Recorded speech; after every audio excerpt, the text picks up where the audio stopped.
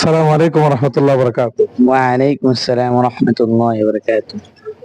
বুজুর্গ, আপনাদের জন্য কয়েকটা প্রশ্ন রয়েছে, যদি উত্তর দিতে পারেন তো অবশ্যই পুরস্কার রয়েছে।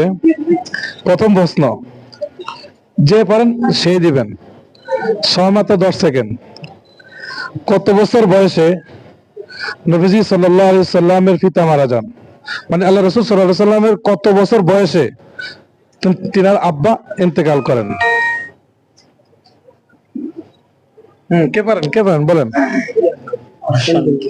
অপশন অপশন 1 বছর বয়সে, 8 বছর বয়সে, তিনি দুনিয়াতে আসার আগে। 8 বছর বয়স।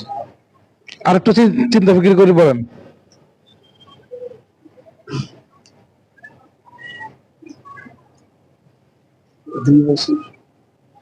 আমি অপশন দিচ্ছি 1 বছর, 8 বছর, তিনি দুনিয়াতে আসার আগে। তুমি 2 বছর বলো কেন? আমি তো অপশন 2 বছর দিই নেই।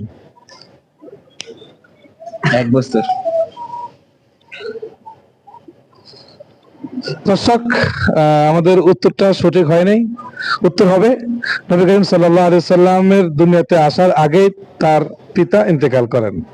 ধন্যবাদ, আপনারা পুরস্কার পাইলেন না।